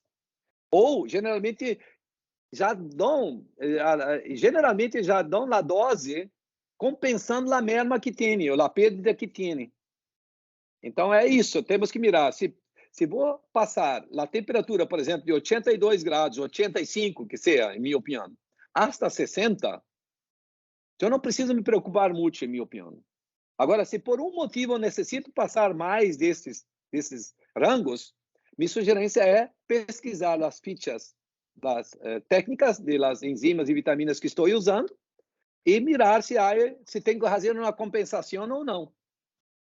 E em caso de dúvidas, eu tenho que pedir para o provedor dessa enzima ou dessa medicina para ver como vou lidar com isso. Está claro, gracias. Bien, já vamos adelante, depois ao final podemos volver para perguntas, para tentar terminar a charla como um todo, não? Nicolás, ¿está ok? ¿Estou mirando? Está ok, puede continuar. Ahí se ve en la imagen. Então, retorno fino muito rápido, não faz parte do tema, pero está conectado com a oscilação de amperagem. Então, acá podemos mirar o esposo de SFT, né? Esposo de SFT. Então, temos acá o silo do alimento e o ideal é que o retorno fino entra por detrás, acá, com uma tolvita.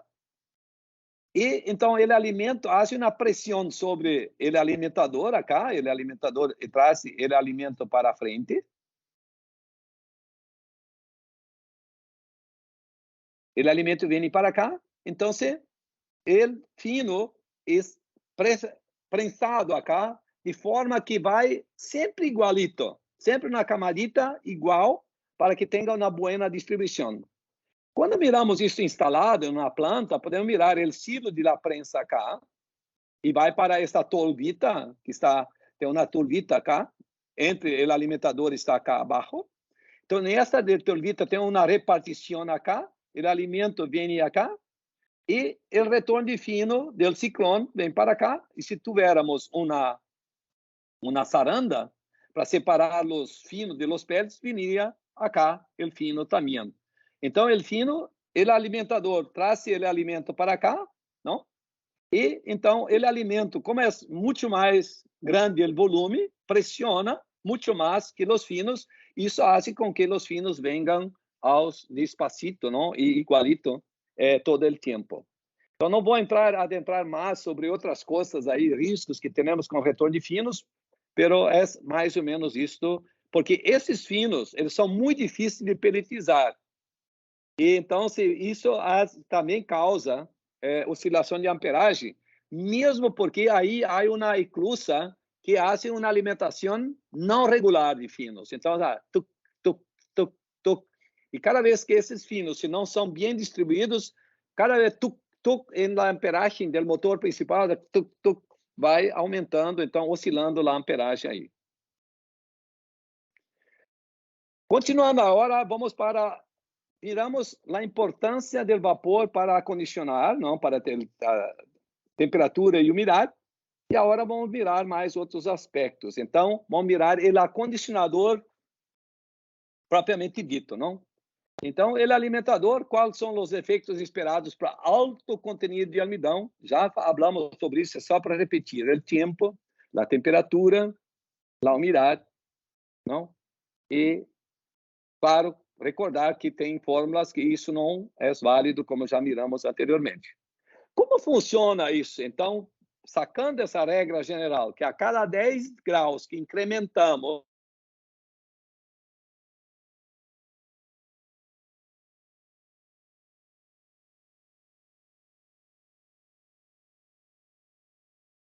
ao alimento em acondicionador. Então, se partimos, por exemplo, de um alimento com 35 graus, 12% de umidade, e não estamos anadindo nada de vapor. Quando vamos de 35 para 45 graus, o que vai acontecer em acondicionador? Nós vamos aumentar a temperatura promediamente de 12 para 12,7. Sempre tentando recordando que tenho que estar com uma pressão de vapor abaixo de 1,5 para conseguir isso. Se estou acima de 1,5, não vou conseguir pôr essa umidade aí. Aí vou para 55 e vou anadindo. Então, quando chego a 80 graus, que é o mínimo por causa da gelatinização, é mínimo, eu pude chegar em esta condição, porque depende de cada planta. Então, o que podemos dizer? A qualidade do pelletizado vai depender muito da condição inicial que tenho. Se tenho 11% de umidade acá, no início, eu estaria acá 14, 15, ou tem um problema, como o ideal. Pero, se tenho uma condição um pouco pior, posso ir, eventualmente, acá para 85. E, consequentemente, vou conseguir pôr mais umidade. Então, nós outros, pela termodinâmica, podemos simular base, temperatura inicial do alimento e umidade inicial do alimento. Posso simular quanta umidade estou anadindo em meu acondicionador. Em minha opinião, esta avaliação é mais precisa por la termodinâmica que em tentar medir isso em laboratório. Porque o problema não é a medição em laboratório que é difícil. O problema é manejar, coletar essa amostra e manejar adequadamente essa amostra para que esta umidade que vou ter em el momento que vou medir a umidade esteja efetivamente real. Então, eu sempre prefiro trabalhar muito a termodinâmica, ter certeza por la termodinâmica que estou fazendo o melhor trabalho possível, que seria justamente isto: trabalhar com a temperatura mais alta possível, com a pressão mais baixa possível. Aí estou fazendo o melhor trabalho possível em termos de processo de pelletização. Regra básica, não? Por isso, fisicamente falando, se alcançamos uma temperatura alta na pressão baixa, certamente tendremos adicionado o máximo de umidade possível via vapor. Tipos de acondicionamento que nós podemos ter. Acondicionamento somente com acondicionador típico ou convencional. E podemos ter um acondicionamento com um acondicionador, com 2 acondicionadores ou 3 acondicionadores, por que não 4? Então, geralmente, cada metro de acondicionador vai ter mais ou menos, como regra geral, de 7 a 8 segundos de tempo de retenção. Então, claro que isso vai depender um pouquinho da regulação de palhetas e tudo mais, mas vamos falar depois do perigo que temos em manipular ou manejar essas palhetas aí. Pero generalmente, buenos e bem manejados e mantenido as condições iniciais em acondicionadores buenos, generalmente o tempo de retenção para cada metro é de 7 a 8 segundos. Então, se tenho um acondicionador de 3 metros, vou ter algo como 20 a 25 segundos de tempo de retenção. Se tenho 2 condicionadores de 3 metros úteis, posso ter algo como 40 e poucos segundos. Então, teoricamente, para ser dos 2 acondicionadores largos de 3 metros, mais ou menos cada um, nós outros poderíamos ter o suficiente. Ou poderíamos ainda, trabalhar com 3 acondicionadores um pouco mais estrechos, não tão largos. Pero acá também, quando implantes de alimentos que fazem multiespécies, que fazem vários tipos de alimento, também é interessante pôr 3 acondicionadores. Por quê? Quando nós fazemos alto contenido de almidão, entramos com o vapor solamente acá em el primeiro, de arriba, e o resto é só o tempo de retenção. Se fazemos alimentos, por exemplo, para alto contenido de ureia e talvez muita fibra, poderíamos entrar uma parte do vapor em el de arriba e uma parte de abaixo. E quando fazemos alimentos críticos, como para lechones, alto contenido de açúcar derivado de leite, melaça com valor nutricional e coisas assim, entraríamos solamente em el acondicionador de abaixo. Então, seria uma possibilidade de nós outros termos uma planta de multiespécies, trabalhar com 3 acondicionadores também para poder acondicionar cada alimento conforme o que seria o ideal para cada um. Agora podemos intensificar nosso acondicionamento. Então, quando queremos ir para 60 segundos ou mais, por exemplo, para apoios e ser de engorde e crescimento, generalmente nós outros vamos recorrer ao retenedor, retenção, né? O retenedor. Então, o retenedor, acá temos uma composição. Então, temos um acondicionador de paletas normal e temos acá um retenedor. O retenedor é quase como um tornicho sem fim, pero com espaços mais apertados. Qual é o objetivo do retenedor? É retener o alimento junto com o vapor para que penetre em las partículas, para que haga la gelatinização e o aplanamento. Então, é uma retenção apertada, vapor e alimento acá. Então, se com esse equipo acá, um acondicionador e um retenedor, podemos chegar tranquilamente a 80 segundos, por exemplo, 60, 80 segundos. Por isso, temos que definir em el projeto o tamanho e a configuração. Por quê? E depois vão mirar que tanto o acondicionador como o retenedor têm que trabalhar llenos. Então, não adianta solamente eu ter tempo, temperatura, se o acondicionador e o retenedor não trabalham lleno. Por quê? Porque naturalmente o vapor sobe e naturalmente o alimento desce. Se eu não tenho uma boa distribuição do alimento em el acondicionador ou não trabalho lleno em el retenedor, o vapor vai por arriba e o alimento vai por debaixo. Isso ocorre em mais da metade das linhas de prensa que eu visito.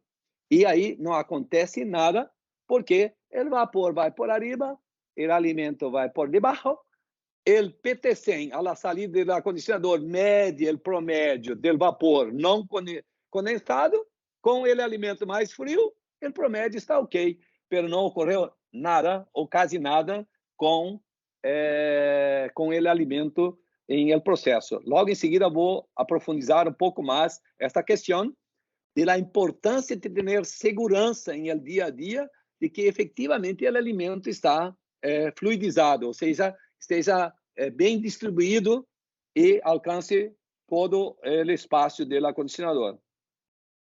Acá isso não é comum aqui na América, é mais comum na Europa, tem um pré-compactor.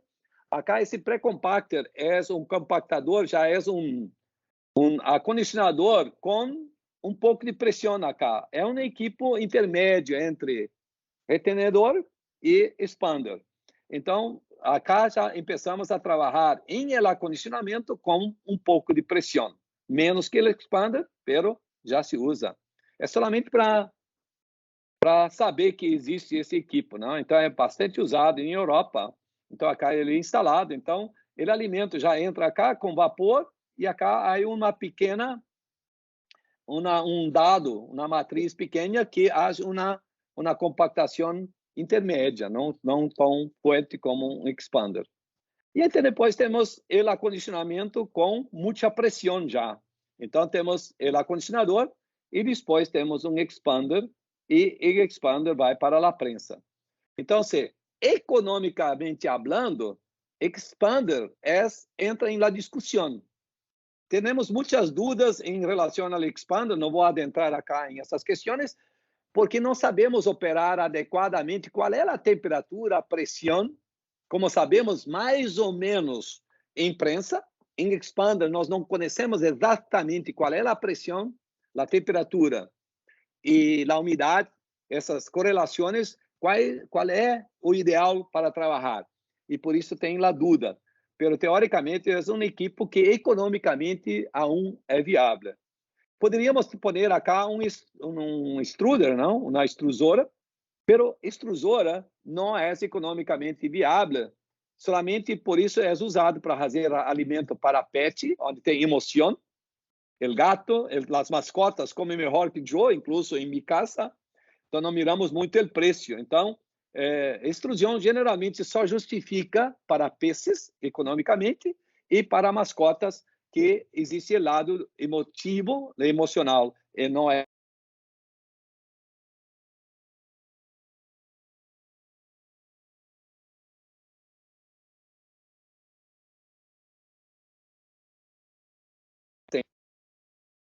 ¿Aló? ¿Cayó? Hola, Antonio. Sí, yo lo escucho, ¿eh? ¿Volvió? Sí, sí. Ok, então vamos lá. Sí, se escucha bien, ¿eh? Sí. Antonio, 15 minutos más y abrimos ronda de preguntas. No sé si le alcanza el tiempo para concluir. Sim, tranquilo. Não vou falar sobre isso rapidito, não, porque essa é uma coisa que tem a ver com acondicionamento. Vou ser rápido acá. Quando começamos a produção, ou quando fazemos um câmbio de alimento de um lote, na ordem de produção para outra, temos, quando começamos a pelletizar, um problema em las buenas práticas de fabricação, que é não alcançar a temperatura para matar os micro-organismos, não? Então, se sabe que nós queremos trabalhar normalmente aí com 40, 60 segundos, mas esse tempo não a uma temperatura de 80 graus, por exemplo. Mas quando começamos a produção, não temos essa temperatura em os primeiros 2, 3 ou 4 batch, dependendo de cada planta, de cada linha. Então, o que poderíamos fazer? Uma coisa seria recircular esse alimento em el início da produção, não? E início de ordens de produção diferentes. Poderia se fazer isso. A outra coisa é usar o sistema de revestimento. Já vou mostrar isso. E calentamento em nos pontos mais críticos. Já vou mostrar as fotos, vai ser mais fácil entender. E usar um sistema de recirculação de ar caliente. Ou usar um ácido orgânico, por exemplo. Então, quando eu peço a produção, em nos 4 primeiros batches, vou pôr ácido orgânico para controlar os micro-organismos. E em cada arranque de um lote de produção, também poderia se usar.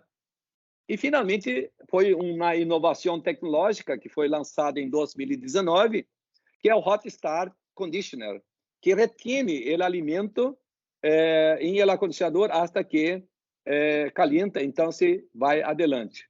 Então, a recirculação seria o seguinte: enquanto que não alcança 80 graus acá, o alimento entra por la câmara e volve para o silo de alimento balanceado. Pero isso tem que ser previsto em el projeto, senão não é possível. A outra coisa seria ter chapas de calentamento, não? Que pode ser elétrica, um vapor, em el acondicionador, a la tapa, e a parte superior do enfriador.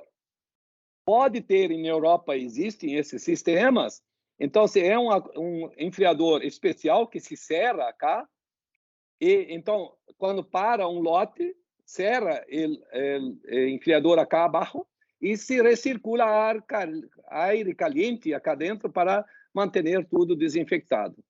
E esse seria o equipo, o Hot Start Conditioner. Vou mostrar rapidito acá o filme, vamos ver se entra. Se não passa adelante em função do tempo.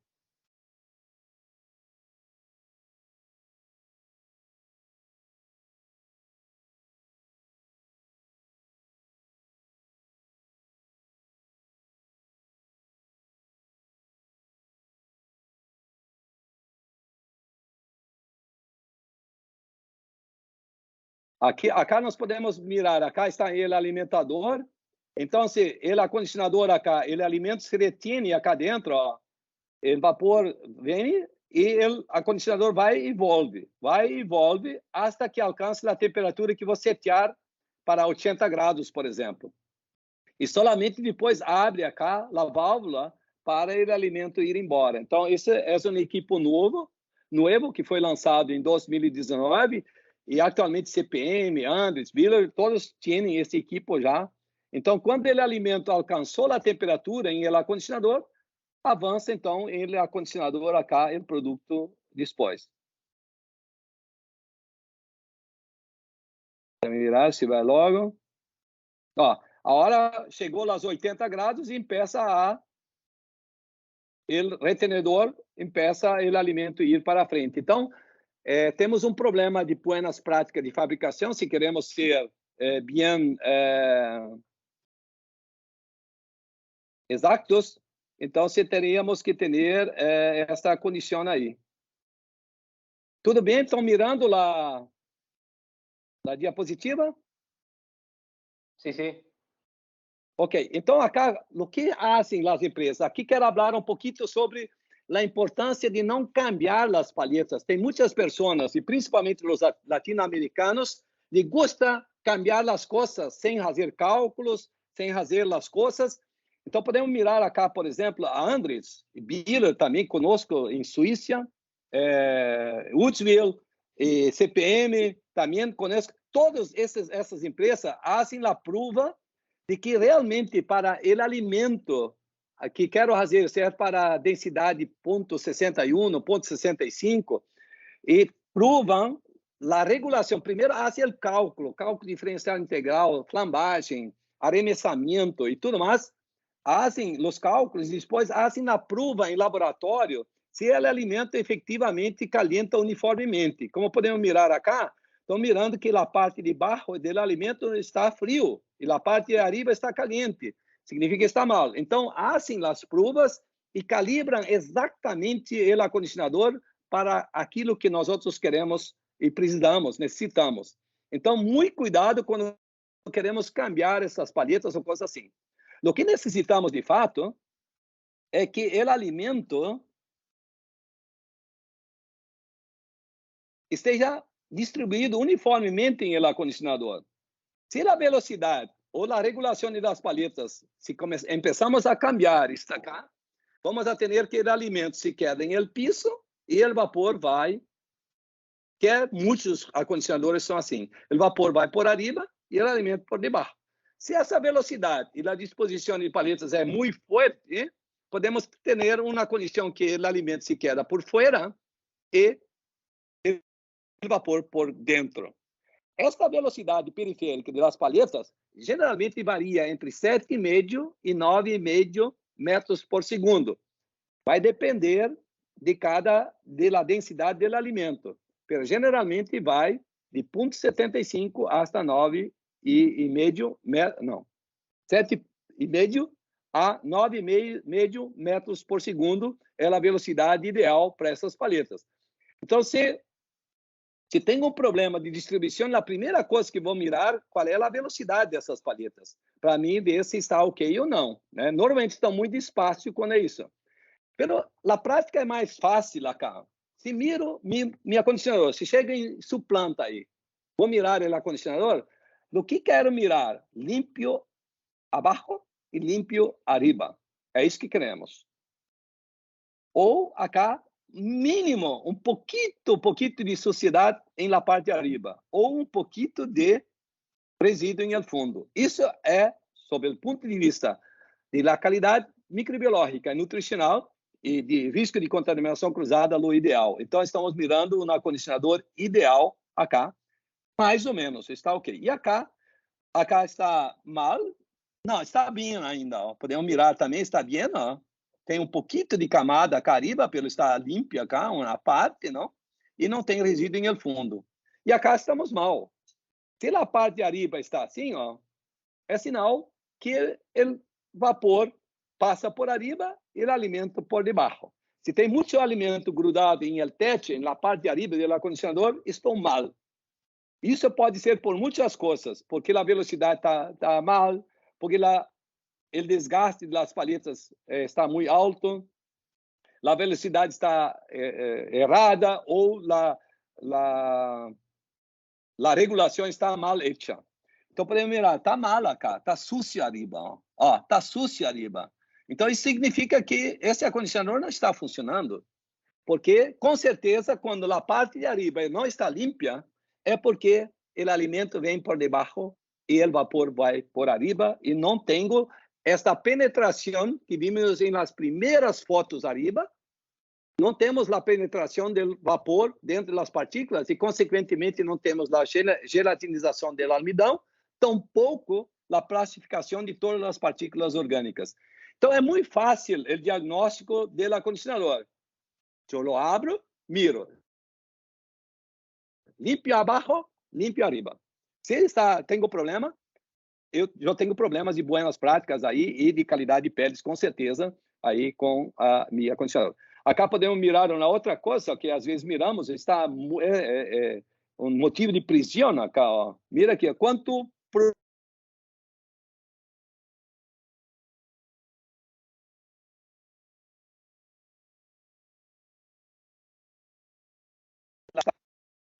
acá podemos mirar um acondicionador que não trabalha sendo. Ó. Mira o que ocorre acá, ó. As bolotas que cria acá. Essas bolotas vão criar uma amperagem, uma oscilação muito forte na amperagem. E podemos mirar também que o vapor aí não se mescla com o alimento. Então, esse acondicionador tem que trabalhar cheio.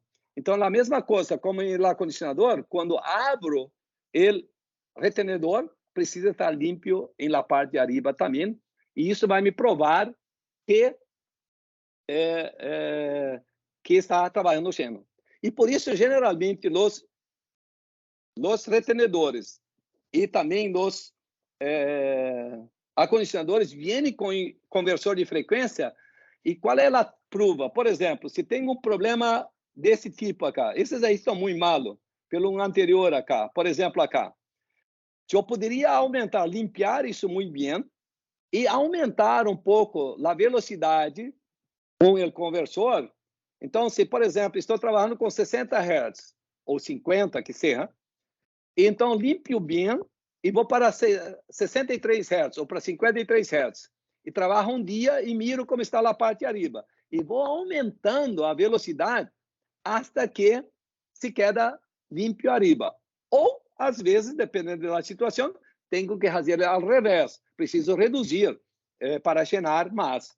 Então, o conversor de frequência que tem aí em el acondicionador e em el retenedor é justamente para regular, fazer a regulação em la planta para ajustar estas coisas. Então, mais uma vez, bueno, ó, limpo arriba, abaixo, malo, muito malo.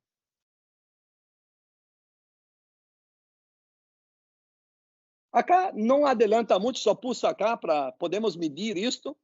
Pero essa medição não quer dizer muita coisa. Pero geralmente trabalhamos acá com uma distância de 3, 4 milímetros acá, não? Pero é um movimento de arremessamento, de velocidade, de disposição de palheta. Eu prefiro ser prático. Eu prefiro mirar a ojo e mirar como está a condição e não fazer essa medição. Pero essa é uma forma de medir também. Por exemplo, aqui está a 13, está muito lejos isso aí, então está mal, sem dúvida nenhuma, alguma. E aqui a checklist, então, para o acondicionador. Terminando agora, então, resume principais parâmetros ou fatores que determinam, né, o acondicionamento. Temperatura, repetindo, então, somente para fijar. Então, alimentos com alto teor de almidão, eu creio que está claro. Alimentos com alto teor de açúcar, derivado de leite, melaço com valor nutricional, precisa outros tempos. Depois, acá, solamente para deixar registrado, umidade e acondicionamento. Muita umidade para alto conteúdo de almidão, menos umidade para os demais alimentos. Acá, umidade, tempo de acondicionamento, né? Então, também já falamos, alto conteúdo de almidão. Outros precisam tempos mais pequenos, né? Então, esse é o resumo. E aí terminamos aí a parte de acondicionamento. Isso eu tinha preparado para vocês como teoria e podemos agora ir para as perguntas finais. Bueno, muchas gracias, Antonio. Entiendo que el tiempo ha sido insuficiente para que pueda desarrollar como a usted le gustan los temas, ¿no? Y bueno, le agradezco que haya hecho el esfuerzo de resumirlo en un par de horas.